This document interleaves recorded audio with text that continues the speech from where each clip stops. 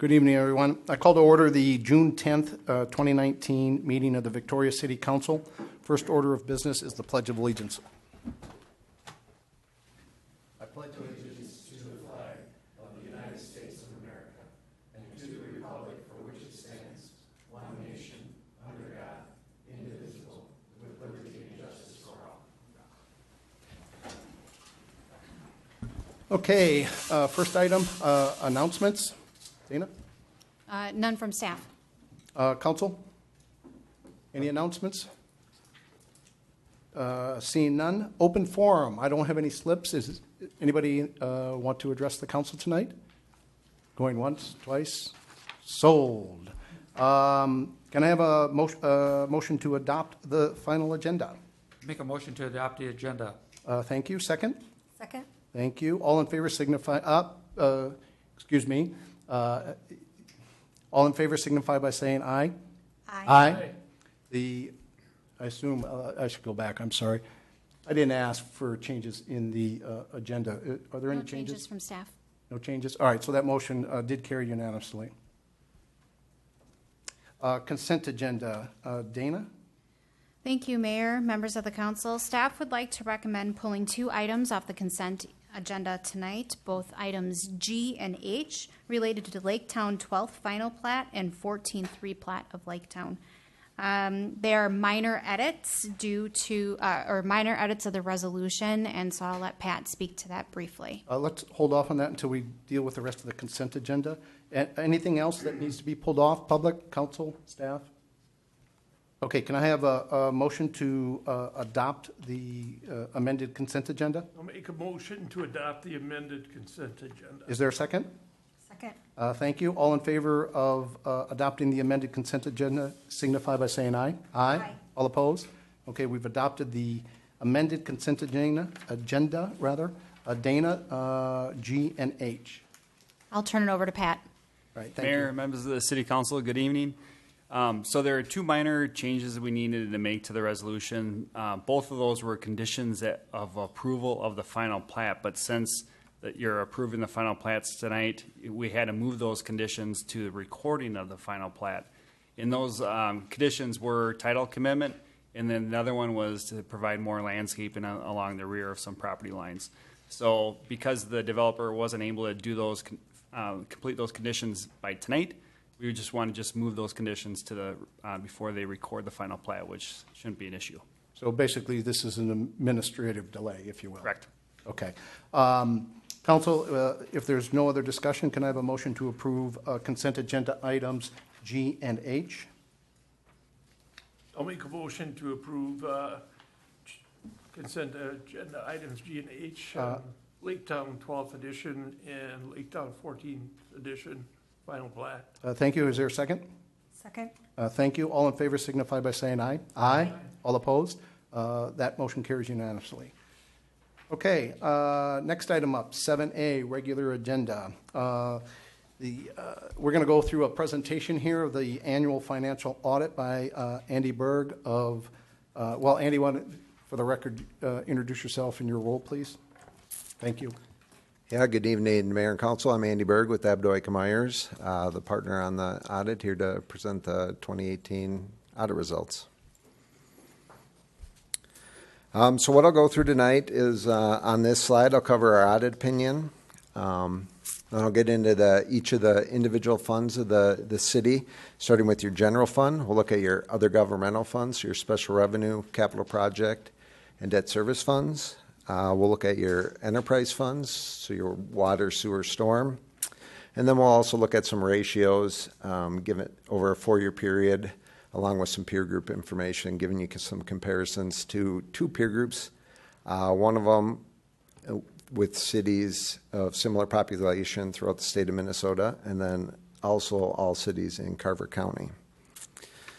So on the next page, the end result is that we give an opinion on your financial statements. So we've issued an unmodified opinion, or a clean opinion. We also do issue a report on Minnesota legal compliance. So we test for 7 different areas put out by the state auditor. and have issued a clean opinion there. As part of the audit, we do gain an understanding of the city's internal control to direct our audit procedures, but we're not testing the controls and giving an opinion on the effectiveness of the controls. So now moving on to the financial information, starting with the general fund. So this first graph here, we're giving you a 5-year history of your ending general fund balance, which is the blue line. We also compare that to your fund balance policy. You can see they've been identical, so it's kind of hard to distinguish between the blue and the gray. So that bottom line is really your actual fund balance in comparison to your fund balance policy. So you have a fund balance policy of 30% of your next year's budget. So you can see the 2019 budget was just over 4.3 million. We compare your unassigned fund balance to that, it's 30%, which equals what your budget is, or your policy. So here you can see the other thing to point out, that your budget over the 5-year period is increased each of the years presented. It's important to maintain that fund balance at the end of the year due to your main revenue source, your property taxes, coming in about halfway during the year. Now, if we look at the activity in the general fund during the year, on the next slide, we give you a comparison of your final budget amounts compared to your actual amounts. You see revenues just under 5.2 million, above budget by about 389,000, mainly development related, so your licenses and permits, plan check fees. Expenditures real close to budget, just a $21,000 variance out of about 4.2 million of expenditures. So revenues over expenditures, about 991,000. You transferred out about 634,000 to your capital funds, so a total increase in your fund balance of about 357,000, ending at 2.7 million. On the next slide, we give you a 3-year history of your revenues by type in your general fund. Like I mentioned, when we were looking at your general fund balance policy, your taxes, your property taxes are the largest revenue source in your general fund. You can see there was an increase in the property tax revenue in 2018, which is a green bar, mainly due to a levy increase, which correlates to the increase in your budget over time. Now on the next page, we give you a 3-year history, but with your expenditures by type. Here you can see each of the areas did increase over the 3 years presented. So the 2016, the blue bar, the gray 2017, and green 2018. So the expenditure increase does correlate with the increase in the budget that we looked at the first slide in the general fund. The other item to point out, the area of spending has remained fairly consistent over the 3 years presented, with the general government being the highest percentage of total expenditures. Now moving on to your special revenue funds. You do have 5 different special revenue funds. In this graph, we're giving you a 3-year comparison of the total fund balance of all those funds combined, which the majority of that's in the committed fund balance, so internally committed by council resolution. Increase each of the last 3 years, ending at about 1.3 million. The majority of that is in your Victoria Recreation Center at just under 1.1 million. The next highest is your Park and Trails, about 162,000 at the end of the year. Now moving on to your capital project fund balances. The city does have quite a few capital projects. Here we give you, in the left side there, we give you a breakdown by the restricted, committed, and assigned, so the purpose of each of those fund balances. In the graph, we give you a 3-year comparison by category.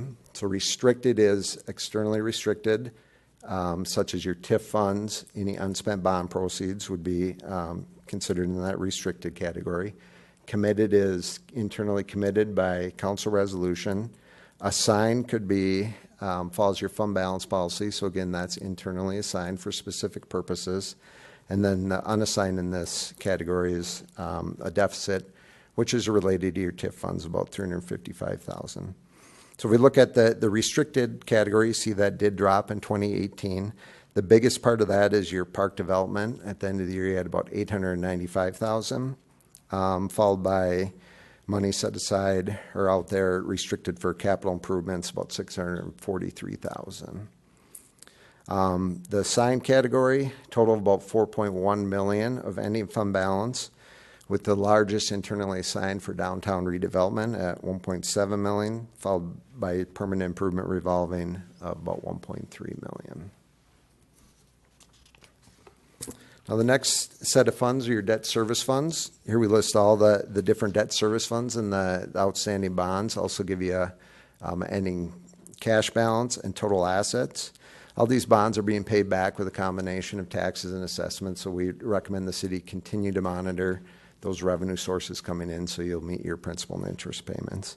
At the end of the year, you had about $22.3 million of bonds outstanding. If you paid those off without any refunding or advance payments, you'd be paying about $2.8 million of interest over that period of time. In those funds, you have about $6.3 million of total assets at the end of the year. The next slide kind of gives you a 10-year picture of your principal and interest debt service requirements over time. So you can see that does drop over the next 10 years as some of those bonds drop off. So if you don't issue any more bonds, your total principal and interest payments will decline over time as you pay down on those bonds. All right, the next set of funds are your enterprise funds.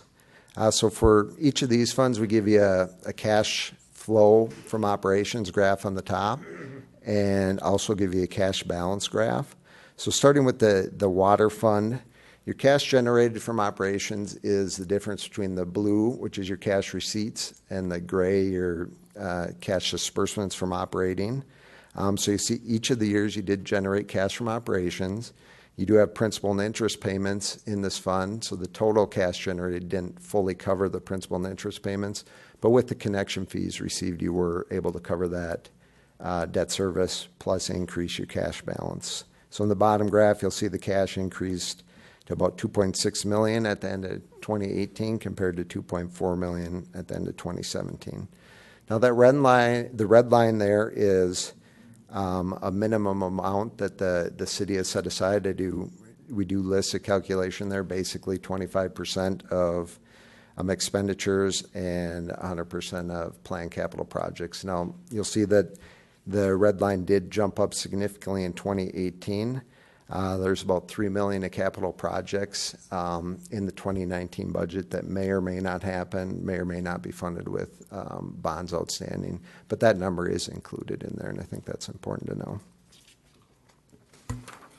The sewer fund on page 13, no debt outstanding here, so in the cash flow from operations graph, you're not going to see that green portion of the bar.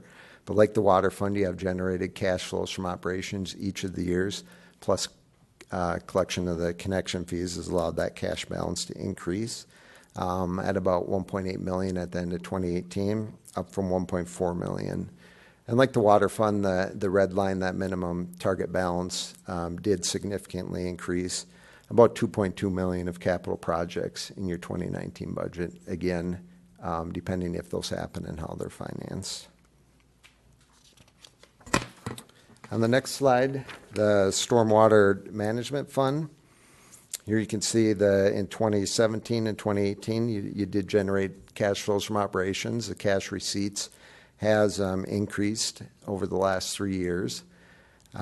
Cash did decrease in 2018, down to about $226,000, and that was mainly due to capital projects paid for in cash. You'll see that minimum target balance in 2017 was higher. You had a plan to have some capital projects and did spend those in 2018. On page 15, we give you a 3-year history of your cash and investments by fund type.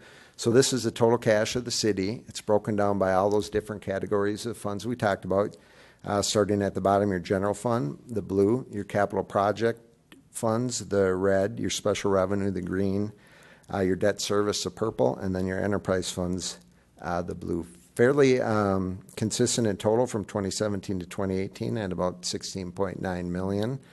The capital fund did decrease some from 2017 to 2018. The biggest difference from 2016 to 2017 is within those debt service funds. That did include some cash held with fiscal agent. You did issue refunding bonds. That cash was held at the end of 2016. Those bonds were paid off in 2017. So that's the decrease in the purple from 2016 to 2017. Now moving on to the ratios, like I mentioned, here we give you a comparison to two peer groups. So the green bar is the cities of the fourth class, so cities throughout the state, population of 2,500 to 10,000. We also give you a comparison of all the cities in Carver County, the gray, and then the city of Victoria is the blue. On page 16, we give you two tax ratios. The top one is the tax rate. There you can see your tax rate's been real steady over the last 4 years and also lower than the peer group. The taxes per capita in line with the peer group, about the same, with a little bit of an increase in 2018. And that includes, the taxes per capita includes all the taxes, your property taxes, tax increment financing, and your franchise fees. On the next page is your debt per capita.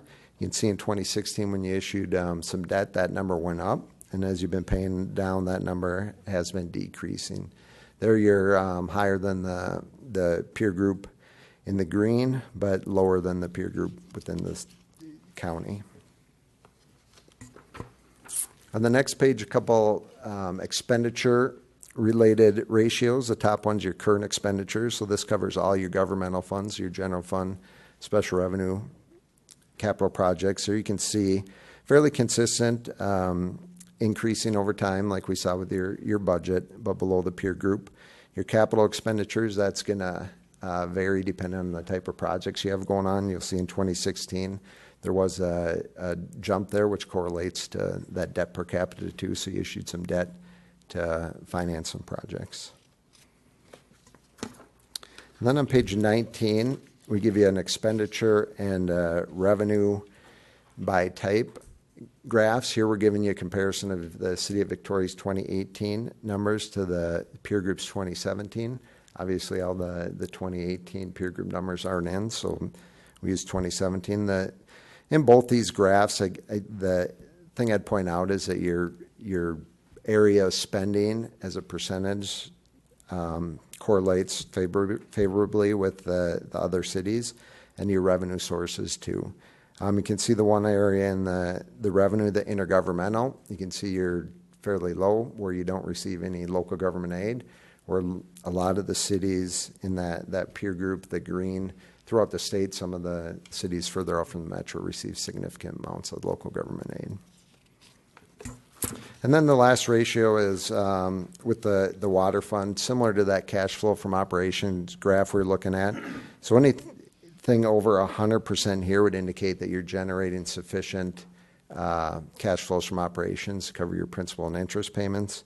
Like we saw in that graph, you generated some cash to cover the principal and interest, but the connection fees covered the rest. So you're at about 87% at the end of 2018. So with that, I'd be happy to take any questions that you had on the presentation or the actual financial statements. Thank you, Andy. Council? Couple questions. Page 16 in the top graph where we're talking about tax rate. Those tax rates are not really our tax rate. We don't pay 32% of our value of our property into the city government. Isn't that the rate? The 32% is the percentage of tax capacity. So for instance, a house that's a $500,000 house, in Minnesota statute, you can't tax more than 1%. So this is 32% of 1%. So our tax rate is really 0.3%. So our tax rate isn't 32%. We'd all go crazy if it was. Our tax rate for the city is 0.3%, of the assessed value of So our you're right, there's a tax capacity component to the assessed Yeah, value, so so the- that's brought down, and this is a number that's generated Right. based on your levy. There's also the school This and the is county. a number everybody uses, but it's the percentage rate of tax capacity, so it's 32% of the 1% we could tax. So we're only taxing 1/3 of what we could tax by statute. So our tax rate is 32% of 1%, 0.3 of 1%. Just wanted to, people walk around with this 32% in their head, and the city of Victoria is not charging anybody 32% All right, taxes. that's good to make that clear to the public. The other thing too is the amount of taxes, the taxes per capita down below is greatly influenced by the assessed value of the home. So if the assessed value of the home goes up, the taxes go up just because the value of the home went up. It didn't mean that we changed the tax rate at all. Page 16, 18, I got another question. Capital expenditures, current expenditures per capita, the top graph. It shows that our expenditures per person per capita are $470 a year per capita, but it says the class 4 cities in the past 3 years have run about $700 per person per capita, or per capita for each city. So, I mean, it strikes me that Victoria's spending per capita, government spending per capita, is significantly lower than most cities our size in the state. Is this in the state? The green is the statewide, and cities 2,500 to 10,000. Most cities our size, the spending per capita is in the $700 range, and we're at 470. So it strikes me that we're way below most cities. And even Carver County, we're $100 per capita below anybody else in Carver County. I would think that indicates we're being well managed. Just an observation. Thank you. Council, other comments, questions? Okay, do we have a resolution related to this? It's just information? Typically, the council can accept it by motion. Yeah, that's what we've done before in the past. Before we get there, Trish, Dana, anything to add, any comments? No comments from staff, Mayor. No? Okay, thank you.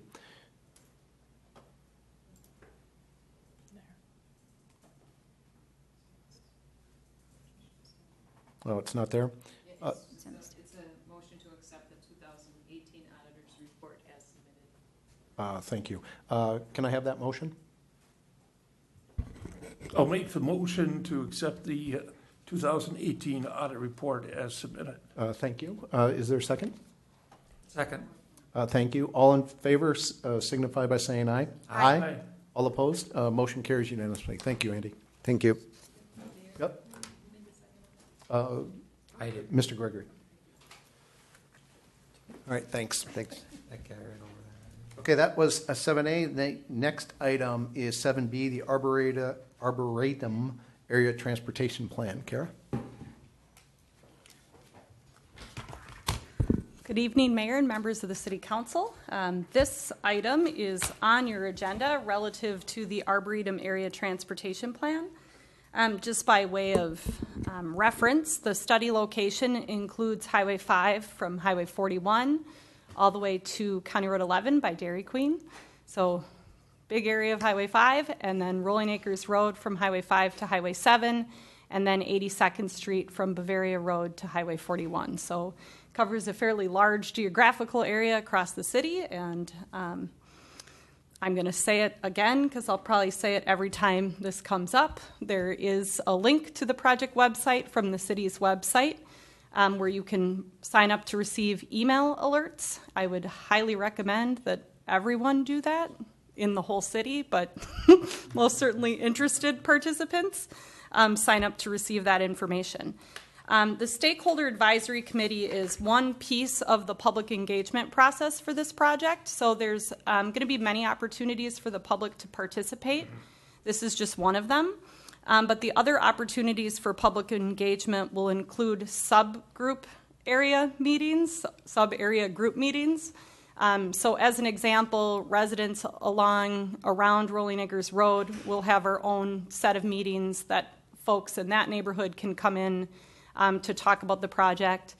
And then there'll be similar meeting for the downtown area, similar meeting for the 82nd Street area. So some pretty specific neighborhood type meetings for the public to participate in. There'll also be open houses. So, the traditional open house that any member of the public would be welcome to attend, that will be posted and publicized, and locations could be here or at the Arboretum, depending on what the project management team concludes is most effective. There'll also be presentations to the city councils and county board for the cities involved in the project. And then, of course, there will be included an online public engagement tool similar to what the city had available for the comprehensive plan. So the project management team will post information that people would have an opportunity to weigh in on in a similar fashion that was done with the comprehensive plan that the city led in that case. So the Stakeholder Advisory Committee is a very specific, smaller group of people, and I'm just going to read from my staff report here what the purpose of the committee is. It's to provide ongoing input to the project partner representatives, identify community corridor-related issues, review materials and messages, and act as project ambassadors to the greater community. So we really wanted to have an opportunity where individuals, residents could become a little bit more engaged in the process and the project at a greater level of detail, so thus the creation of the committee. The project management team has already selected 6 Victoria residents to serve on the Stakeholder Advisory Committee. And the goal of the project management team was to provide balance between the cities. So there's the intent would be that there'd be 8 representatives from the city of Victoria, 4 from the city of Chanhassen, 4 from the city of Chaska. But then in addition to that, they wanted to make sure there was some geographical balance in the group, so that the entire committee wasn't comprised of people from downtown Victoria, so that there was a broad participation. So prior to any appointments by the city council, there's 2 business owners represented on the committee. One is from downtown Victoria. The other is from Bavaria Downs, which is in Chaska. There are 4 representatives who are in the immediate area of Highway 5, 3 representatives from the 82nd Street area, and 4 at-large representatives. So these would be people who don't necessarily live in the immediate study area, but use Highway 5 either as a cyclist or a trail user or a commuter. And so the selections that have been made to date reflect that type of balance. And I am just going to pull up the table that has those individuals that have already been appointed. So the cities of Chaska and Chanhassen have already made their 2 official appointments, and those people were reflected in this description that I just gave you of the geographical representation. But the city council then is asked to appoint 2 representatives that the city council would like to see on the committee. Staff recommends that the council consider a Rolling Acres Road representative and or a patron who frequents downtown. So one reason that we would like to see an additional Rolling Acres Road representative appointed is because there's currently only 1. So if another one were appointed, there would be 2, which would be more in line with the balance between the other appointments. There's 2 on this list. I'm looking at them. 2 people from Rolling Acres Road. Debbie Kraft. Debbie Kraft, Mike Kuhn, isn't he Swiss Mountain? No, he's in Whispering Hills, so that's Is that a that's different different Coon than, Different- yeah, oh, Chris he's Kuhn. not related to Okay. Sarah or Jarrett. He lives in Whispering Hills in our new neighborhood, and I believe used to be a planning commissioner in Michigan, I think was what, if I recall correctly, what the PMT had noted in reviewing them. And then the reason that we referenced the idea of having a patron who frequents downtown, one of the topics the city has noted of concern relative to Highway 5 is however Highway 5 gets improved through the downtown area, we want to make sure that we aren't, that we're doing it in a way that continues and promotes pedestrian movement back and forth across our city. There's been concern about suddenly there being a push to put a 4-lane divided highway through the middle of downtown, which obviously none of us would support. But so the other idea was having some representatives who would consider that. So to assist the council with their selection, we did provide you the list of other applicants who had applied who lived in the Rolling Acres Road neighborhood. So we provided you that list ahead of time. There was a number of residents from Swiss Mountain, a couple of residents from the different neighborhoods along Swiss Mountain, so you can see their names here. And then, of course, the council could pick from this list or any other Victoria resident that might be interested. We are hoping to have this completed tonight as the first meeting of the Stakeholder Advisory Committee is scheduled for later this month. With that, I will take any questions. Do you have the neighborhoods that these people live in? You just have Rolling Acres Road, but we have different neighborhoods up there. Is that included on here, is it? Yeah, we didn't, the separate spreadsheet we sent you had their addresses and their phone numbers and their contact information, so I did not want to put their detailed information in the council packet, but I do have that here, so I certainly could tell you where each of them live. Jana Budke lives in Swiss Mountain. I would just note that she's a resident who I've spoken with a number of times regarding Rolling Acres Road over the last several years. Somebody who's contacted me frequently.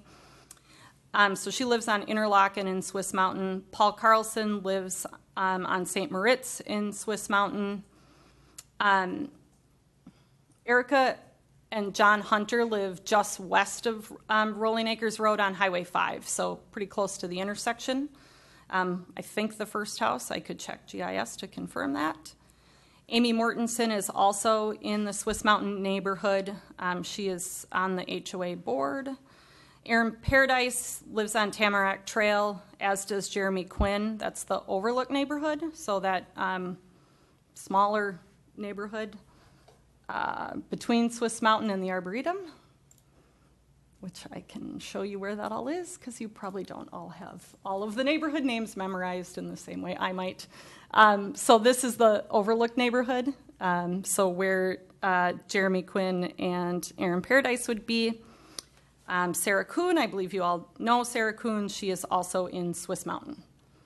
And then Debbie Kraft, for those of you who don't know, is a resident along Rolling Acres Road who owns several properties. She's been actively engaged in dialogue about this project for a number of years, is pretty concerned about stormwater runoff from Rolling Acres Road to Schutz Lake. And I do think is in communication with the other HOAs around the area regarding the project with some frequency. She's already on there. She is. Yeah. Yep. County In the county. selected her. Okay. Correct. So most of these people are from Swiss Mountain, correct? Mostly Swiss Mountain and then 2 from Overlook. So And, Swiss Mountain is a lot larger neighborhood, so Swiss Mountain includes all the homes in this neighborhood who have direct access to Rolling Acres Road, and then Overlook is this, smaller cul-de-sac and private drive area. So what people from the downtown business community do we have? The only applicant from the downtown business owners was John Hayes, and so the project management team appointed him. There weren't any other applicants from downtown. What we were after was, wouldn't be a business owner, but just somebody who goes to downtown a lot. Somebody who goes to Which could be these at-large people that were appointed.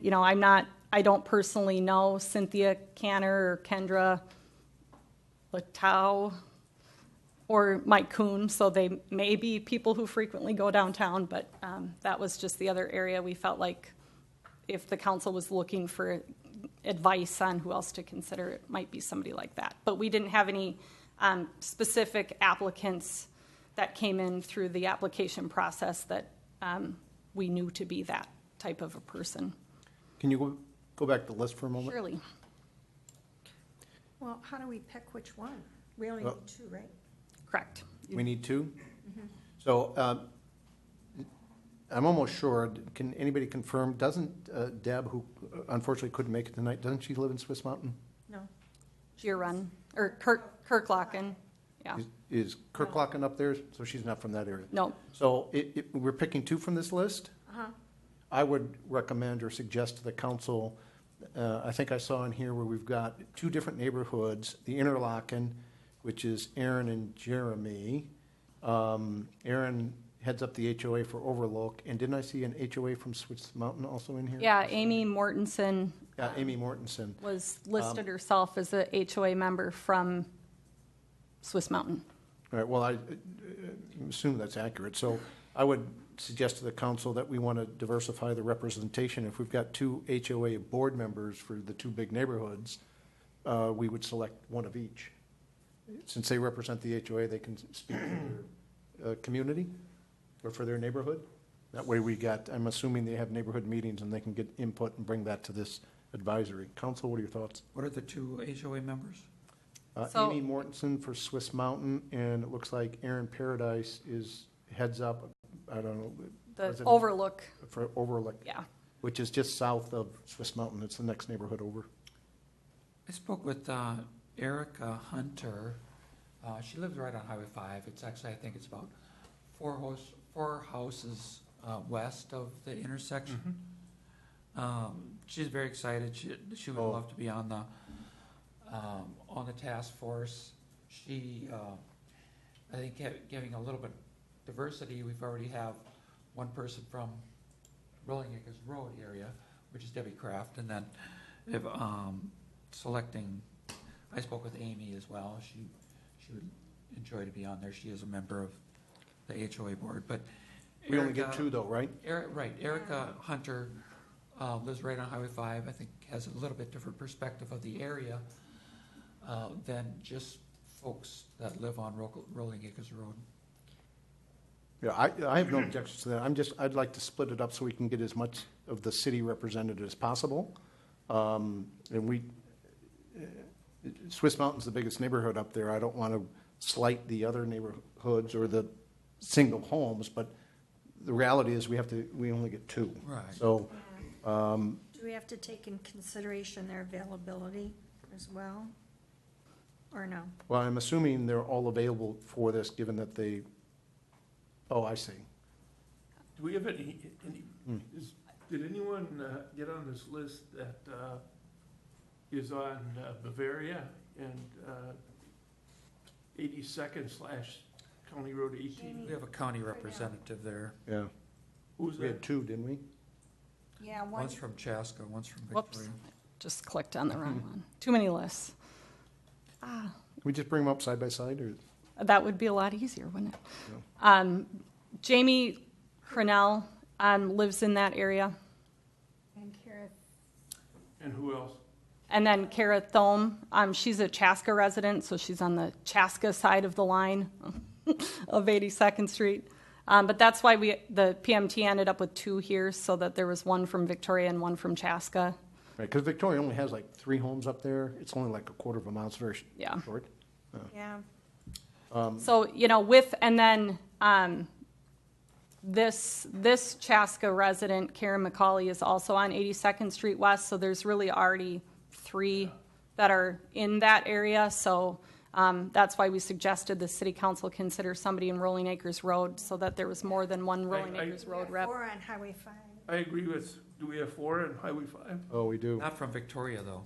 2 from Chanhassen, 3 from Chanhassen, and one from Whispering Hills in Victoria. I Correct. mean, the biggest problem with Highway 5 is from my perspective, is west of Rolling Acres Road. That's where the traffic jams are. Right, but Whispering Hills is west of Bavaria, right there on Highway 5. Yeah. Who's from Whispering Hills? Mike Kuhn. So he was in this neighborhood. I agree with Counselor Gregory that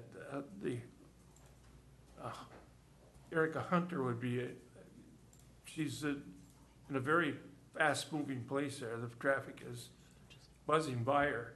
So I would think she'd have a good perspective. She does, and her husband commutes every day And on Highway 5, so. she's available at all times. Right. Well, I have no objection. Sounds like there's one right there. And then Amy Mortensen Right, Would- I would agree with those two. got a huge association that, Right. Do we know when the meetings are going to be? She's got here availability as early evenings. Is that going to be a problem? The project management team didn't indicate for us that that should be a concern. They had spoken with all these people and figured out they could figure out how to make it work. So they were not suggesting we limit our pick based on what you see in the availability column. All right, so that's not a concern. All right. So where was it again? It was Erica Hunter, is that right? Yep. And then Amy Amy Mortensen? Correct. Okay, And she's in, she's in. Swiss Mountain. the council, is there a motion? So I'll make a motion that we appoint Erica Hunter and Amy Mortensen as the city's representatives to the Stakeholder Advisory Committee for the Arboretum Area Transportation Plan. Can I have a second? Second? Any further discussion? All in favor signify by saying aye. Aye. All opposed? Motion carries unanimously. Did you get that, Cindy? Thank you. Okay. Kara, is that it? That's it for this one. Before we close this out, I would like to, if we have the opportunity and we get an alternate, I'd like to consider, I'd like the council to ask, rather, I'm going to ask the council to, let's vote that there's an alternate, which would be that HOA representative from what is it, Tamarack? Overlook. Overlook, thank you, Overlook. Let's do that just in case an opening pops up, so that since we're here talking about it right now. So we can we go back to the It's name? Aaron Paradise. Aaron Paradise? Yes. I'd like to move that we appoint Aaron Paradise as an alternate should an opportunity arise for Victoria to appoint another person to the committee. Can I get a second on that motion? Got it. Who got it? Okay. Mr. Gregory got it. It was a tie. All in favor signify by saying aye. Aye. All opposed? That motion also carries. Cindy, do you have what you need? All right, thank you. Next item, 7C, Planning Commission alternate position. Pat? Mayor, members of the city council, the first planning commission alternate, Ann Warren, recently resigned from the planning commission. The other thing that to note is that the city council just appointed 5 new commissioners out of 7 candidates. Staff went out and looked, asked that those 2 candidates that weren't selected, if they would be interested in applying for the planning commission again. There was one, and that was Terry Schwarting. And so what staff is recommending is that the city council appoint Shane Blazer to the first planning commission alternate position and appoint Terry Schwarting to the second planning commission alternate position. Can I have a motion? I'll make a motion to appoint Shane Blazer to the first planning commission alternate position and appoint Terry Schwarting to the second planning commission alternate position. second motion. Thank you to both. Any discussion? Hearing none, all in favor signify by saying aye. Aye. All opposed? A motion carries unanimously. Thanks, Pat. Sorry it took so long. 7D, Strategic Plan. Dana? Thank you, Mayor, members of the council. Strategic plan. So, let's see. I don't know if I've got an active mouse or not, so. Battery dead? Is that me moving? Somebody move. Thank you. Thank you, Kara. All right.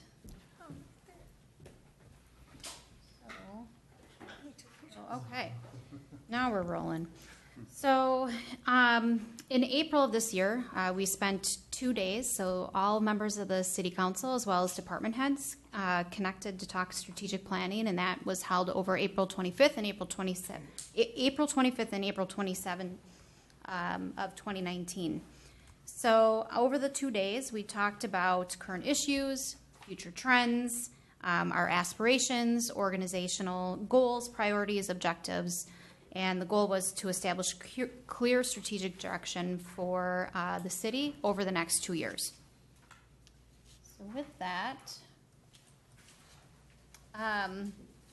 in establishing those clear consensus-based direction for the next 2 years, we also wanted to talk about very specific implementation strategies to get us towards our goal.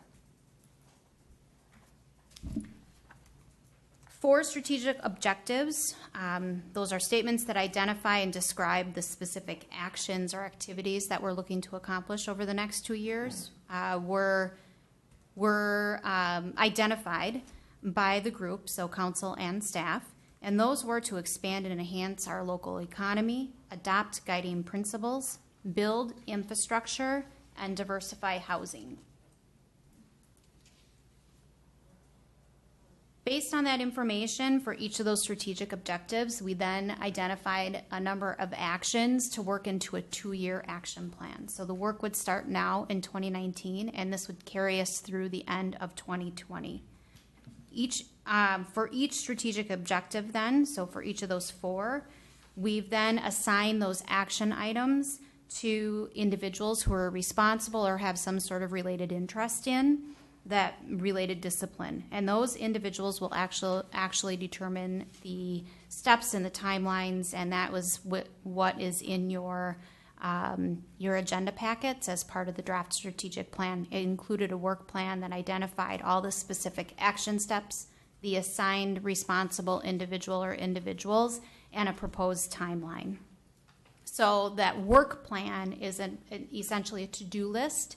Some of those items are already in motion. Some of those items have budgetary impact in 2020 for us to look at to move forward, and that will be included in our budget discussions as we move forward, so we can reprioritize as necessary, and then annually we will reprioritize. And then along with that, we will regularly monitor the progress, and we will report that information back to you as council and to the public. So we will do that through posting information on our website where we're measuring and monitoring our progress, and then through some sort of reporting, and we'll be determining what that looks like as we move forward. But the first step is to adopt the plan.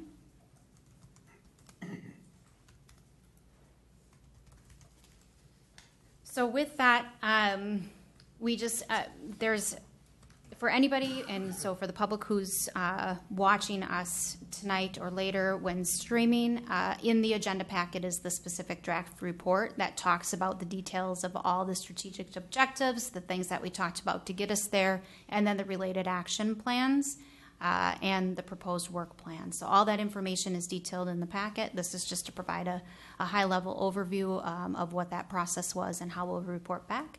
And so with that, the staff recommendation is to adopt the 2-year strategic plan as presented by staff, covering the years 2019 to 2020. Thank you, Dana. Can I have a motion? I'll make a motion to adopt the 2-year strategic plan as presented by the staff for 2019 through 2020. Thank you. Can I have a second? Second. Thank you. Discussion. Council, any comments? Hearing none, all in favor signify by saying aye. Aye. All opposed? Motion carries unanimously. Thank you, Dana. The next item is 7E, well siting study. Kara? Good evening again, Mayor and Council. Do you need your mouse back? I don't. We have another one over here. So the well siting study, this is actually a project that, or a study that was first authorized a couple of years ago now. And the purpose of the well siting study was to help the city identify our future well fields. So in the city's comprehensive plan, our next set of wells, 5, 6, 7, and 8, are targeted to be located south of Marsh Lake Road. And what we're after is we're wanting to drill those wells in the Jordan Aquifer, which is different than what our current wells are. Those are sand drift wells. Fairly complicated topic. I sent the city council and included in the council packet a link to a council workshop from December of 2017 where Brian Lamont from Bar Engineering came and gave a long and detailed presentation about geology and the purpose of the well siting study. Phase 2 was authorized back in December of 2017. And as part of Phase 2, the next step is to conduct field investigations to obtain subsurface data about the presence of the Jordan Aquifer and really working towards whether we have the ability to drill a well in that area that would produce enough water to meet our needs. So we took quite a bit of extra time before we moved forward with this step because we were working with the landowners and more specifically the developers of the potential developers of the Geshtock, Vogel, and Welter properties to try to locate these potential well sites in a location that would work with any potential development in the area. We didn't want to get too far out ahead of what the plans were for the property. So worked with the developers to settle locations and then also worked with the current property owners who are farming the property to make sure that the work that we're proposing to do wouldn't be too terribly impactful on their current farming operations. So that's why here we are in 2019, this many months later, looking for authorization for the next phase. So the city obtained bids for this work, and the type of specific work that this project involves needs to be completed by a well driller licensed in the state of Minnesota with pretty specific expertise. In particular, there's a particular well drilling methods that are included in the project specifications, so such that when they're drilling the boreholes, the integrity of the hole itself is maintained, because then there has to be a geophysical investigation of essentially the wall of that borehole to identify where the different layers are in the geology that's encountered beneath the surface of the earth. So in addition to the well driller, the team also needs to include a registered professional geologist who's experienced with this work. The project specifications require that the well driller has 5 years experience with this type of project and that the geophysicist has 5 years of experience as well. The bids were advertised in accordance with state requirements, so that would include being published in the Chanhassen Villager and then posted to Quest CDN. This is an online resource that all contractors have access to that they monitor to find out what projects are out for bid. 3 different prime well drillers pulled plans for the project, so Trout Companies, Thien Well Company, and then E.H. Renner & Sons. We did only receive 1 bid. That was from Trout Companies. Their low bid was within 2% of the engineer's estimate, so not too far off. And they did include the list of references and project completion experience for both the well drilling as well as the geophysical testing.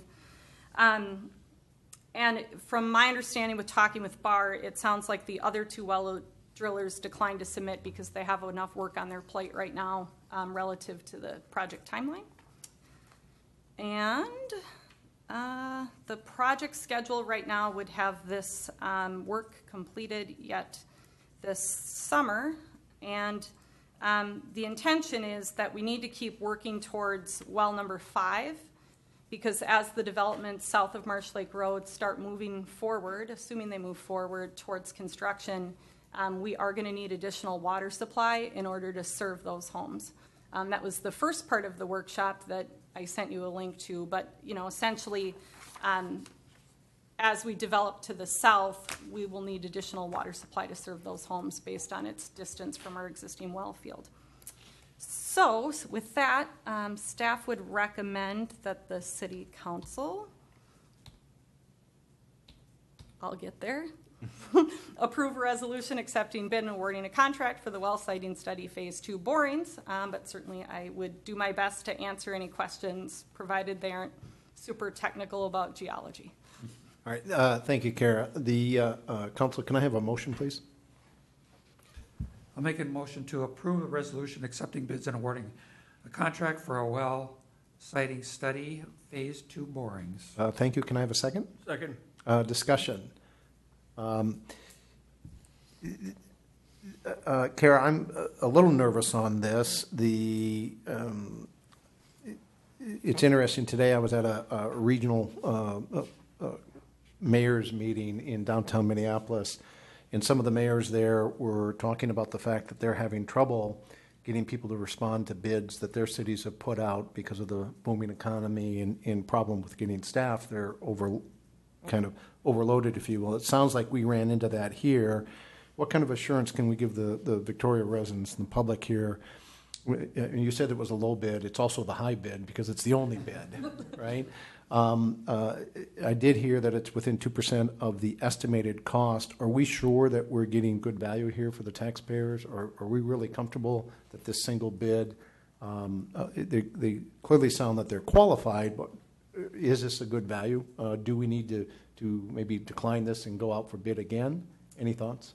So Bar Engineering is the engineer of record for this project, and they did provide a letter of recommendation that we proceed based on the information they have. They do a lot of this work all over the area, so their level of confidence increases my level of confidence. But typically, if I see a bid come in from a qualified bidder within 2% of the engineer's estimate, it's a good day. And they had nothing to do with the trout company that submitted the bid? Correct, yeah. All right, so they're independent. Totally engineering independent, yep. All right, so you're comfortable that we're getting good value here? Yes, yep. Okay, thank you. Council? Trout's an old company. It's been in business for a while, right? Yeah, yep. So, How many phases do we have to go through? Oh, that's a good question. 3 or 4? Really? But, as we gain more information along the way, then we don't necessarily have to move on at the same level of detail for the subsequent phases. I'm just going to pull up the original scope that has that information for me. Except for I just opened the last folder. While you're looking it up, Dana, as I think about this is a $200,000 contract. Does our motion need to be more specific in awarding and naming the company and the amount? We've done that in a lot of other motions in the past. It's in the resolution. Oh, okay. So the detail of the contractor and the amount of the contractor is included in the actual resolution that you're approving. Thank you. That answers that question. All right. I found it.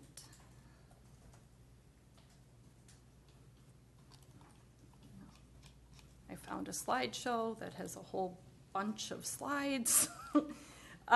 So phase 3 is a much smaller phase that involves implementation and permitting strategies. So permitting wells can be complicated, so they would provide us a little report of what the permitting strategy would be recommended for the future wells, and then phase 4 combines it into a final report. So phase 2 is really the big heavy lifting of technical work. Yes. so at what point does the city purchase the land or lock in the land?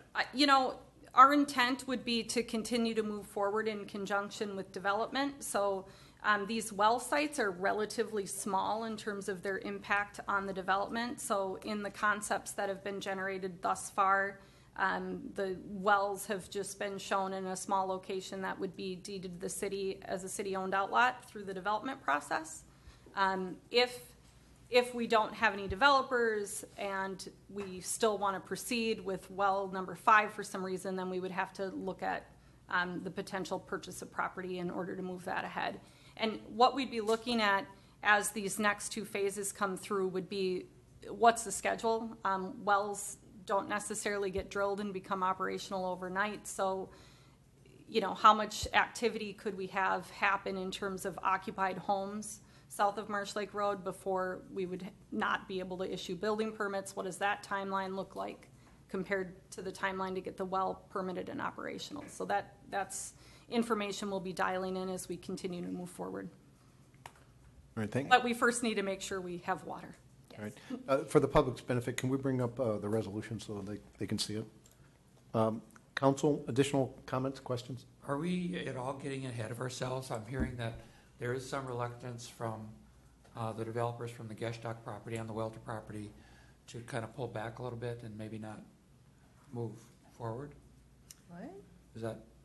I think it's important to keep this process moving forward. I think regardless of whoever would develop the property, I think the locations that Bar recommended for these borings is appropriate and would work with any condition. The concern I have about waiting is if we aren't successful in finding water in any of these locations, then we have to do some additional evaluation and analysis about how we're going to serve this entire area for water. So I think, when you look at the council's priority to continue development to the south, I think this is an important step. And the concept plans that have been vetted and the comprehensive plan work that's been done in terms of where roads might be or where access locations might be, this all works for that. Question, let's just fast forward here. Assuming that we find water and a well goes in there, would that provide enough water for some of the development we're hoping to occur along County Road 11 and County Road 10? Correct. Yes. So this would supply that area too? Correct.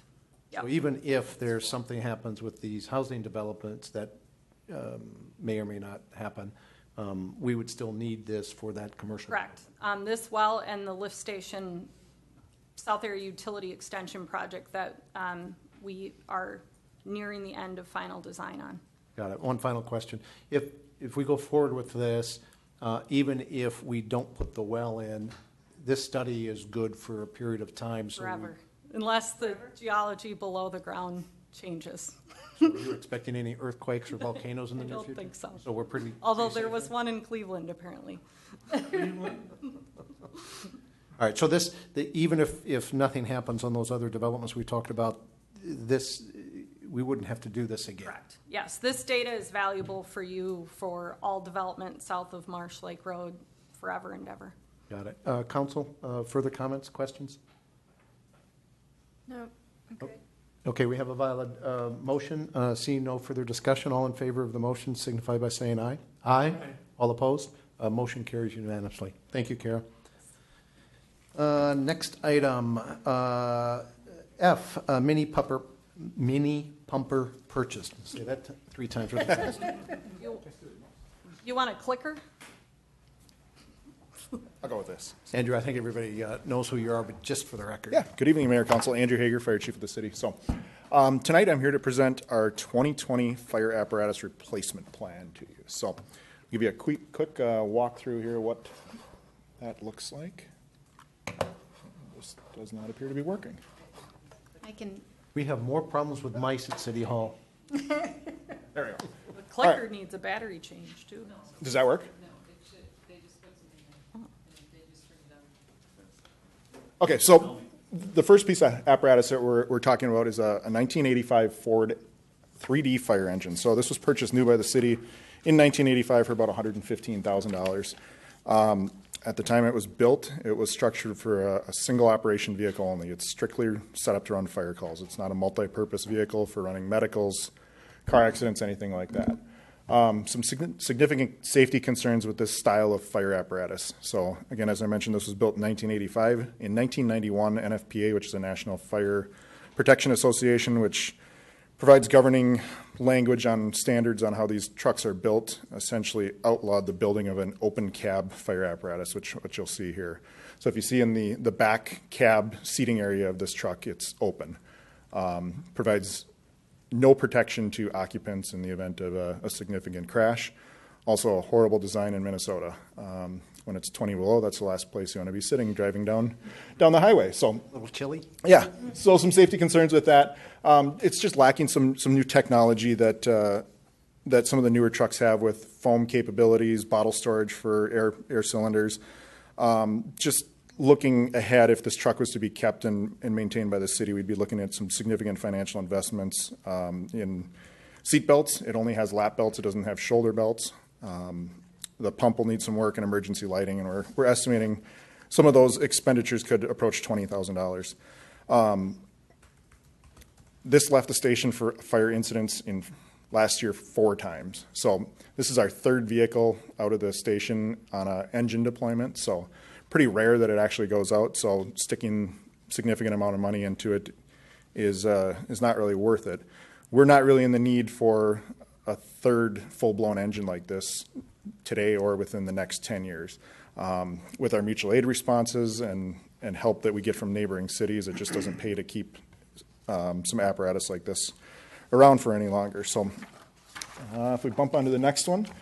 So this was the truck that was originally identified in the 2020 CIP replacement program, and this is a 2000 Ford F-550 light rescue truck.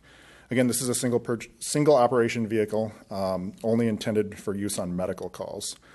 Purchased in 2000 for just over $100,000. Again, scheduled replacement at the 20-year mark. We're starting to see some mechanical issues creeping up on this vehicle as well that would require some significant investment over the next couple of years, and it's just due to age. There's some things that are starting to age will need to get replaced in the near future.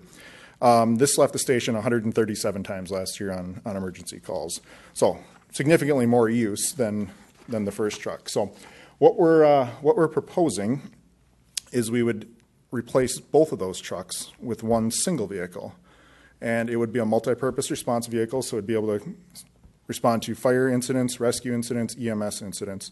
These are often referred to as a mini pumper. So there's a good example on the picture there of what it looks like. It looks very similar to our rescue truck today.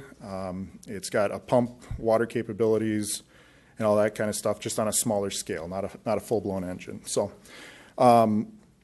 overall, some reduced maintenance costs we'll see. The annual scheduled maintenance costs aren't significant. They're $900 to $1,000. It's the unscheduled maintenance costs that we can see some significant savings in when those come up. For example, the last brake job that we did on a full-blown engine was in 2017 was about $5,800 to put a set of brakes on a truck. A truck like this we can do for about $1,000. So just those unexpected maintenance costs will definitely be reduced. This would be able to respond to about 90% of our calls and handle the vast majority of those. And we expect a service life of approximately 15 years on that truck. So the financing on this, so we have a unique opportunity here, but what this was identified in the 2020 CIP plan, the total estimated cost of the entire project, so truck plus some of the necessary equipment that would be purchased along with it, is about $327,000. So the truck by itself is $300,000. We have the opportunity to get some significant savings out of the manufacturer on this. So when a manufacturer builds a fire truck, they have to borrow money to cover the cost. They essentially assess those costs or pass those costs back on to you when you take delivery of the truck.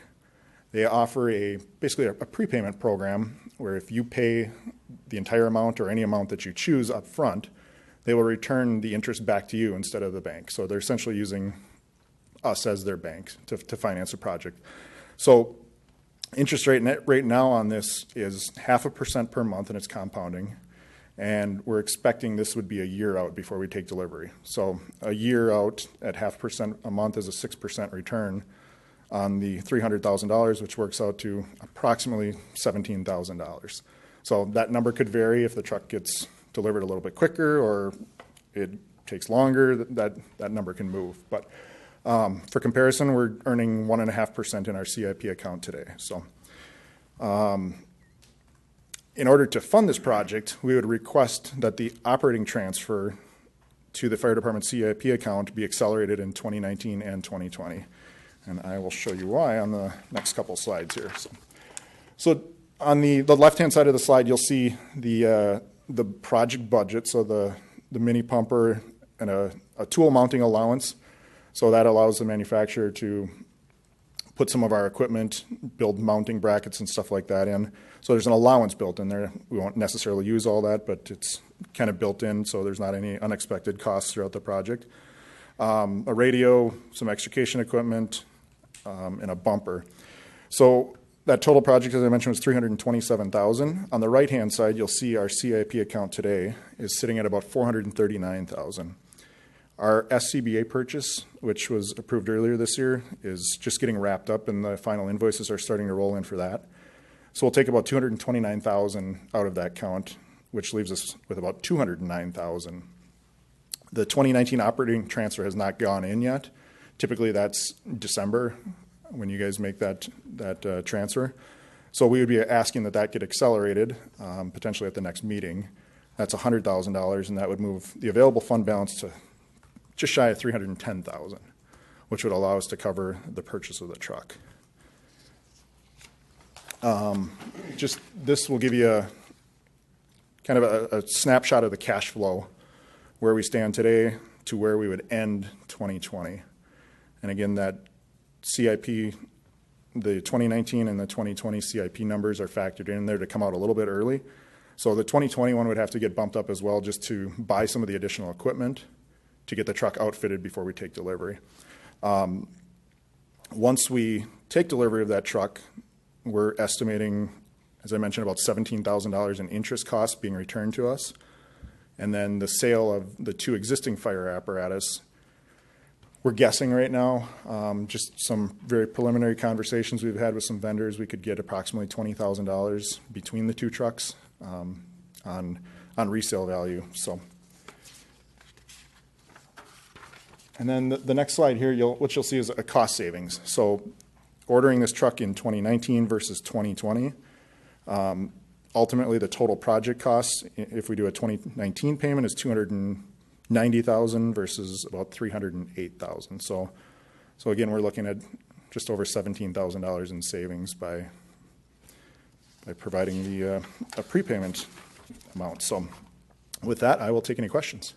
Thank you, Chief. You're really not asking us to add additional money into the fire department. You're just asking us to accelerate some of the money from 2020 so you can make the purchase now, right? When you're talking about that CIP, that was the fire department CIP. Right? Correct. Yep. Okay. So yes, there's no additional increases in the budget, but it's just accelerating the timeline that's associated with those transfers. All right. Thank you. Dana, I want to confirm that $100,000 transfer that's usually done at the end of the year, we have the ability to move that now the cash is in the bank, so to speak? Mayor, members of the council, yes, we would have the ability to move that now. We would be able to cash flow that. And I think if you look back to the chart, that was it's a planned spend down. It's just a matter of timing. So we would have had a planned spend down in 2020. We're just accelerating what month that happens in, essentially. Right, so that cash is there, it just hasn't been transferred, we just moved That is true. transfer up. That's a true statement. Okay. Is that cash creating interest? So Where is it? So we have certain cash invested in different areas, and I don't know the specifics on where we have it. But almost all of our money is liquid. It's just a matter if it's tied up in a CD or a money market account. So I believe that the money that we're looking at is in our money market account, which speaks to the 1.5% that we're earning currently on that money. Let me jump in here. Let's get a motion up on the table if we could, quick, and then we'll continue the discussion. It's in the. What's when would the transfer normally be made exactly? It's part of our council member vote, members of the council. That's usually part of our end of the year transfers, so we'd be accelerating that. Yes. When would that transfer be made? What month? December. December. Would get made this year. Mm-hmm. So let's hold the discussion for just a second. Can I have the motion number 1, please? Motion number 1, purchase an initial attack fire apparatus from Custom Fire Apparatus, Inc. at a cost of $300,224.32 with a tool mounting allowance of an additional $5,000. Thank you. Can I have a second? Second the motion. Thank you. Can I have the second motion also? Can we do this one first? All right. Because there's one attached. Yeah, got it. We've already discussed. Is there further discussions on motion number 1, council? So what's the factor that's determining the timing here? The length of time it takes to build the truck after you order it? What is driving this? So I guess there's a couple of options, or Councilmember Revolt, there's a couple of options. Delivery of the chassis. So these are built on a Ford commercial chassis. If we order that chassis today, January, February is the earliest we will see it. By the time the manufacturer then takes it and does the build out on it, we're looking at approximately this time next year before we can even take delivery. So that's one thing. The other thing is their interest rates just went up. So they were at a 5% rate of return, whereas now we're looking at a 6%. So there's some more financial savings for us to proceed now. To accelerate that. So we will pay for the truck before we get the truck? Upfront. Correct. Okay. Approximately by how much time? 12 months is our estimate right now. Yep. All right. Further discussion? Hearing none. All in favor of motion 1 signify by saying aye. Aye. Aye. All opposed? Motion 1 carries unanimously. Can I have motion 2, please? I'll make a motion, we declare the 1985 Ford 3D engine and the 2000 Ford F-550 Rescue as surplus equipment, and allow them to be sold via public auction upon delivery of the new apparatus expected in mid-2020. Thank you. Can I have a second? Second motion. Thank you. Discussion? Hearing none. All in favor of motion 2 signify by saying aye. Aye. Aye. All opposed? That motion also carries. Thank you very much. Thank you. I have a question, just Yes. a lingering question. The first truck, you basically painted a picture that nobody in the world wants a truck. What are you gonna do with it? You're actually gonna get a residual value out of this? Councilmember Revolt, that's what we're hoping. We don't anticipate another fire department buying it, but a lot of times where we'll see trucks like this going is landscape businesses or tree farms I see. or something like that, that they'll use it for watering, irrigating trees and stuff like that, so. Oh, My math was right. That's what, 39 years old, that truck? What's Yeah. that? 39 years old. Wow. so you're expecting to get 20,000 for the two of them? Correct. Okay. They're Be considered an antique. almost. Should we use them for eight? Collector's item? Yeah. You can get collector plates on it. All right. Thank you. Chief. Thanks.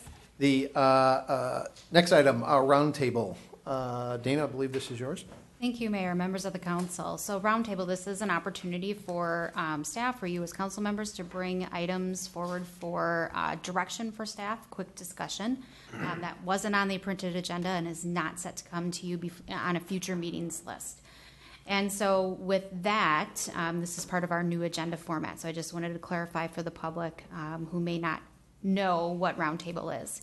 So Linden Lane stop sign petition is what we have, what staff is bringing forward. I think you're all aware from some of the conversations I've had with you individually that Linden Lane, there is an organized effort in that neighborhood to make a request to staff to put in stop signs in the neighborhood and or a stop sign in the neighborhood due to excessive traffic and concerns about speeding. So the residents have expressed that they feel that the students at Holy Family High School are using Linden Lane as a cut-through street to avoid backups at the stop sign at Cochia Lane and County Road 18. So we've been in contact with the residents in the neighborhood as well as Holy Family, and I'd like to say that the high school has really been a great partner with us, and when we have called to express concerns, they're on that right away. So within, I believe it was a day, with us bringing forward the residents' complaints to them, they had sent out in writing, addressed it with their student body and sent out in writing to their parent, the community, the concerns, and discouraged the use of Linden Lane as a pass-through, and be respectful of their neighbors, slow down, all of the things that you would want and expect them to say.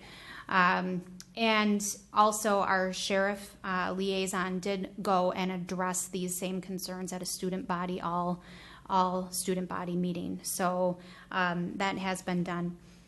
So I just wanted to say thank you to Holy Family for being engaged in doing that. That's really great to have that partner in the community. Right, they're a great neighbor, a great asset. So with that, staff have also placed, we had a city-owned parcel in that neighborhood, so that provided us an opportunity to place a trailer, a speed trailer, so we could get some data. And that speed trailer allowed us to collect data. We did that for 1 week on traffic volumes as well as speed. And so what we found, that what that data told us, is that the traffic volume is kind of what we would expect for a neighborhood of that size. It's 38 homes in the neighborhood. And then the average speeds were 22 miles per hour. In the 7 days that the speed trailer was out there, speeding was only picked up once, and that was at 31 miles per hour. Now, that just because the data is telling us that that it doesn't necessarily support excessive speeds or an increased traffic count, doesn't mean that there isn't a perception or a perceived issue. The layout in that neighborhood, there are no, if you're familiar with the neighborhood, there are no sidewalks there, and there are some tight curves.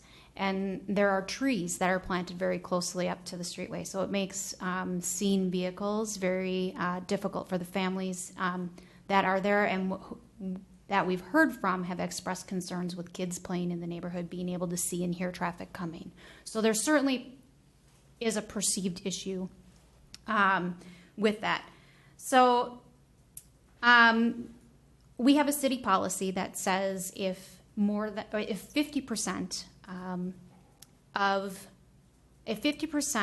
the neighborhood or the homes within 600 feet of where a stop sign wants to go or is proposed to go in, that center of that intersection, bring a petition forward that staff would look at the warrants. And so the neighborhood is organized, and they've brought forward a petition. It did not, however, meet the 50% mark. They're very close, 48.6%, but they did not hit the 50% mark. So we did not want to make a call on the staff side, because it did not meet policy to go ahead and do that work without being directed by council first. So we wanted to bring forward the information to let you know publicly there is an issue. We've been working with them, but their petition did not hit the 50% mark, which would automatically trigger something. So we're seeking direction from you all tonight. Do you want us to pursue doing the warrants or something different? And so that's what we're looking for tonight. All right, thank you. You're not looking for a vote, you're just looking for a discussion on the council and some guidance? Some guidance, yes. Got it.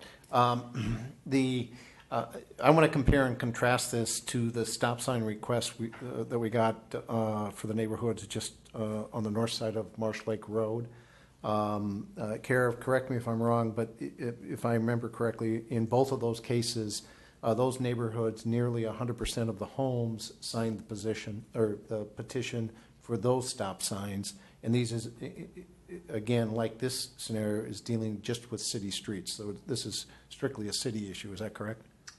Yeah, I think there were 2 different petitions north of Marsh Lake Road. One for sure was well over 50%. The other one might have been closer to 50%, but was over 50% is my recollection. I certainly could look up those numbers if you want me to. No, but that's my recollection. No, that's fine. The reason I bring that up is this neighborhood appears to have mixed views on this, right? The data clearly shows there was one speeding incident in the time that the trailer was there.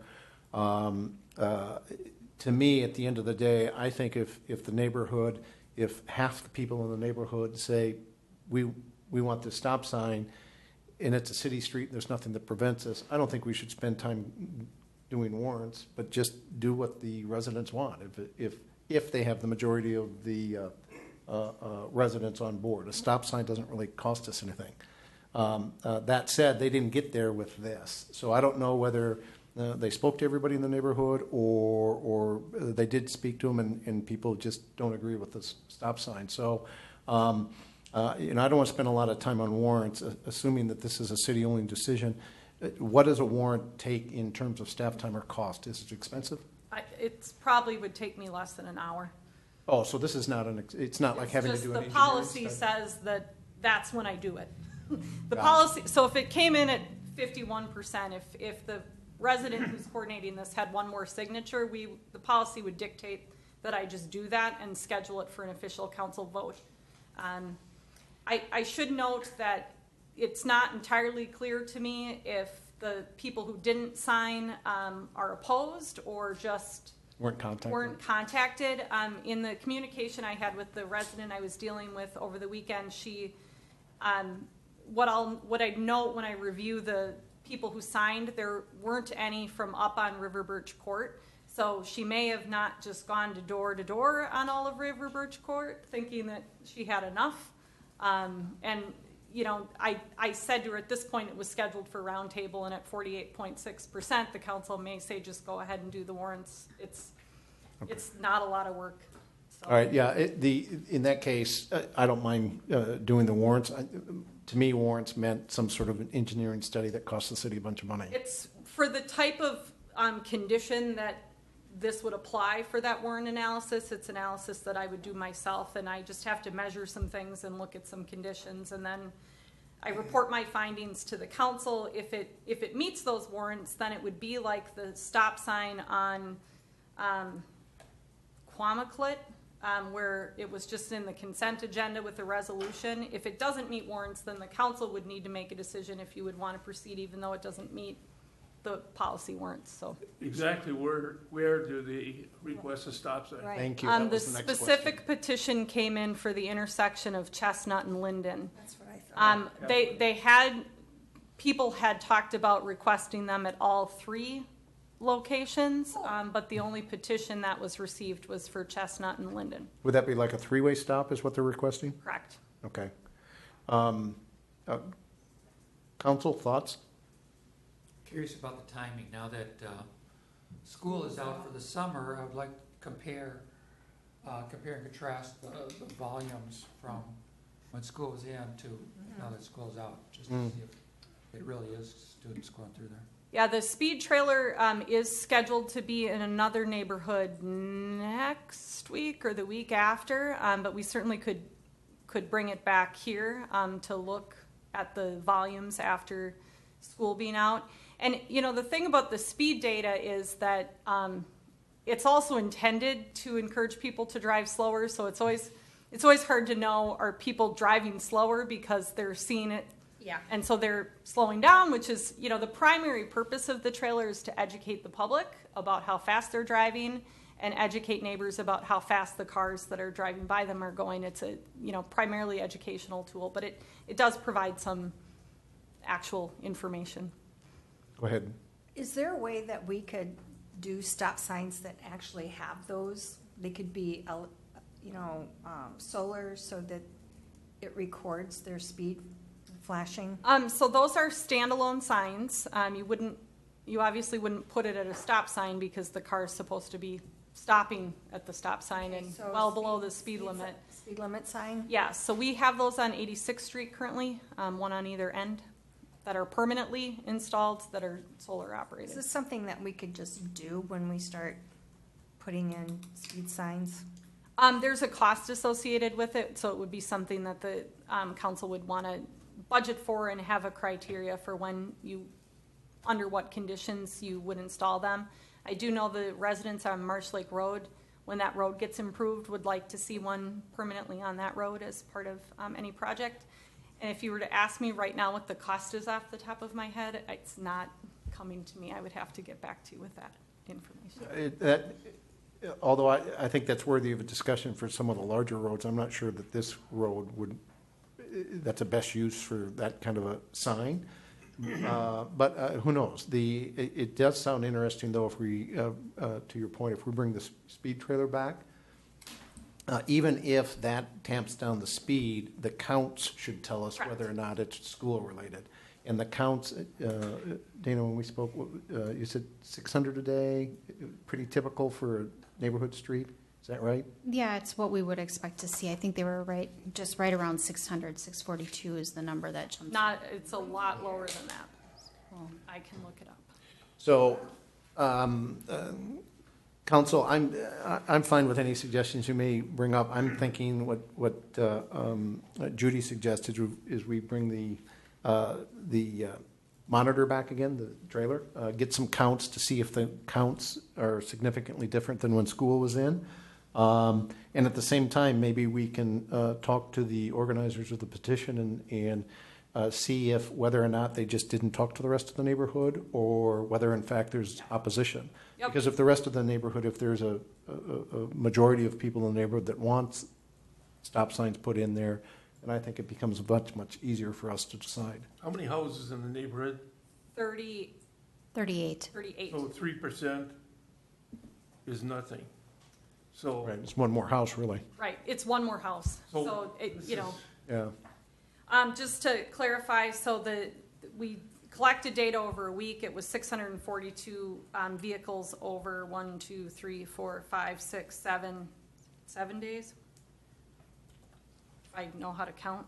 7 days. Yeah, 600 in 7 days? correct. Okay, so not 600 in one day. Right, and that's one direction, so it's only counting in the direction of the car that's coming, so theoretically, you probably have the same number going the other direction, but so, you're looking at 200 cars a day. But we did purposely do it while school was in session and wanted to get it over enough days so we could see weekdays versus non-weekdays, so it would be, maybe not to everyone, but I certainly would find it interesting to see how the volumes change with school not in so session. the neighborhood did this survey themselves, right? The petition, The petition. correct. So with 40 houses, and they knew they were one house short. She found out this weekend that she was one house short, so Didn't know. Right, she may not have known that you needed 50%. She did, but there's been a lot of emails back and forth, so many emails ago, I provided her a map. If she didn't go back to that map, as a reference point, she may have not known that she needed to capture houses on River Birch Court. The other thing too that isn't entirely clear for the person who's having to fill out the petition is which properties we count versus don't count. The 600 feet actually includes a house up in Savannah Valley and Holy Family and some city-owned property. We negate those. We don't include those in the calculation because somebody in Savannah Valley isn't going to care if there's a stop sign in a neighborhood. And we certainly don't count city-owned property that isn't active property.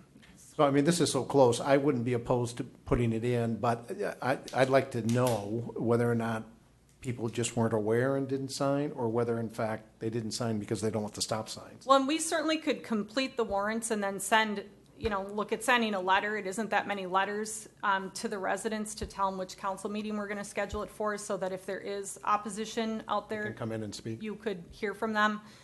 I've heard from one person who I know is opposed, but one person is not 50% of 35. So. Right. So, council, I would suggest that we ask Kara to go back and talk to the person that organized this to kind of answer that question. In the meantime, ask Kara to do the warrants because it was so close to the 50% anyways, and bring it back to the council so that we have those two pieces of information before we make a decision. Are we gonna bring the trailer back to get the volume? Yeah, I think that's part of one of the steps here. And find out from the other residents if they're opposed.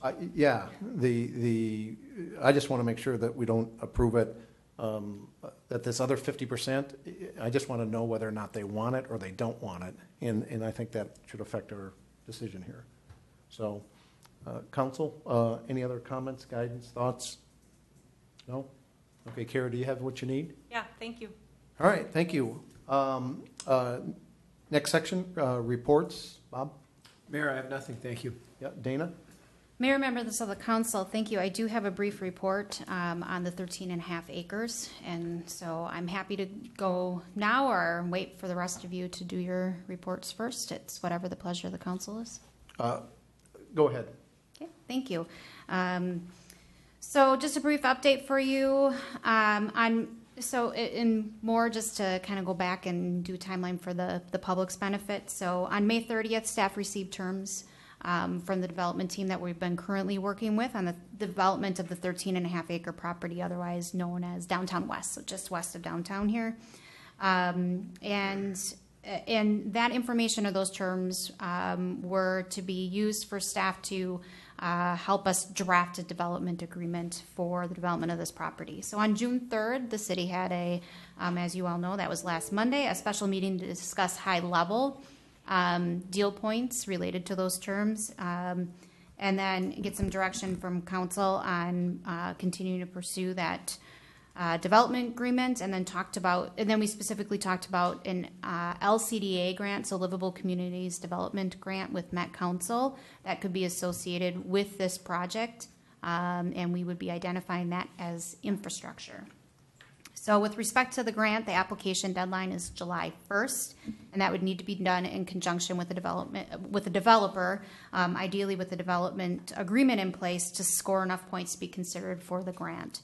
So the city intends to apply for that grant. We intend to apply for $2 million to help offset some of the $4.5 million estimated infrastructure costs. So that $2 million obviously won't cover everything, but it would cover a good chunk of that. So in the city's due diligence, well, first of all, I should say that as part of those terms, the development team proposed the city pay $80,000 to $90,000 for them to work with the city to prepare the application for the LCDA grant. So in the city's due diligence, staff shared with council at the June 3rd meeting that it's not typical for developers. So if they're working in a developer capacity, it's not typical for a developer to charge a city for preparation and assistance with an LCDA grant. And so staff, with that being said, we were directed to work to pursue an MOU, so a memorandum of understanding with Mr. DeVolis on the terms for preparing that application grant. And some of the discussion was we certainly weren't going to pay the $80,000 to $90,000, but there may be some value to doing that because of time and resources. But we also heard from council we certainly didn't want to set precedent for paying for something where that generally hasn't been the practice for cities in the past. Now I just want to switch gears a little bit more and give you an update on some of the work that's been done. So we didn't talk a lot on details, or we didn't talk any details in terms of what those numbers were in the what they showed us, what the development team showed us in terms of terms, because we had only had a day and a half at that time, and so it wasn't enough time for us to run the financial modeling or analysis through. We wanted to have an understanding so you could make an informed decision on what the potential impact for the city would be and the potential impact, if any, on our taxpayers if we were to move forward with a development agreement on the terms that they proposed as is. So that work has now been completed. We've engaged our city financial advisor, Northland Securities. That's Tammy Amdahl. She's done that work for the city, and that was at the cost of the developers through their escrow payment. So not an expense that the city is picking up, but at the developer's expense to understand that financial analysis. That work has been done. There were 3 scenarios calculated out. I'm just going to reference my notes here. And so in looking at the potential impact to the city and the impact to the taxpayers, under the first scenario, the assumptions that we used was that the city would invest in the infrastructure and that there would be full build out over 10 years of the development. And so if the city were to accept those terms as presented by the developer, there would that it validated that there would be a tax impact to the existing taxpayers of approximately 3%. So translating that to what that would mean for a $400,000 home in the city of Victoria would be approximately $40. I should say that these assumptions that we used to come up with these calculations were based on our best guesstimates, based on our professional knowledge and our experience in working with development projects with our experts at the table, because we have not received a pro forma or those assumptions from the development team, even though we've asked for that information. So I just want to make sure everybody knows that those are our assumptions. And when we met with the development team today and had a chance to discuss those assumptions, I think we were close. We weren't spot on, but we were close. And we feel pretty good about the estimates and the financial analysis that we did. The second scenario looked at the worst case scenario. So that was the city making the investment in the infrastructure and build out of only 2 of the buildings. So the rest, like if something were to happen and the development just stalled out and nothing else were built. So we said that to us was the worst case scenario. The tax impact on that, on the $400,000 home in the city, would be about 5%. And that's about $75, roughly speaking, annually on that $400,000 home. So that is a fairly big risk for the city and something to think through. So the third and final scenario that we looked at was what the development project would need to bear.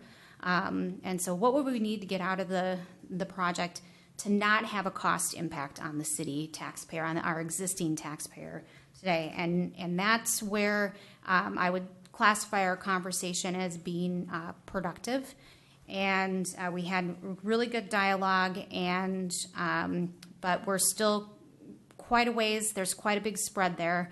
But at the end of the meeting today, so we met for about 2 hours with the development team today, and had, again, productive conversation. And when they left, they agreed that they would take that third and final scenario, what the city would need to get, run their numbers through there, and get back to us. So we don't have anything specific, or I don't feel like we're closer in drafting a development agreement, but we did get some forward momentum on them and at least moving that needle closer to a win-win for us. Basically, discussions continue.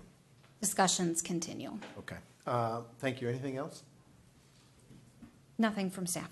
All right. Thank Thank you. Deb, I'm going to assume you have nothing. Mr. Vogt? Nothing. Judy? I just wanted to mention that with the valet, I'm pretty excited about that, and I can't wait to spread the word even more than I've been doing. But one of the things that I did notice, and I was kind of wondering if there's something we could do about that, is I ordered some pickup, and there was no place to park for me to pick up, like for 5 minutes and go in and get my food and drive off. I had to park. I ordered it over here, and I had to park over there just to go grab my food. So I was wondering, is there a way for people that want to just drive up, get their food, and go, that we could have a spot?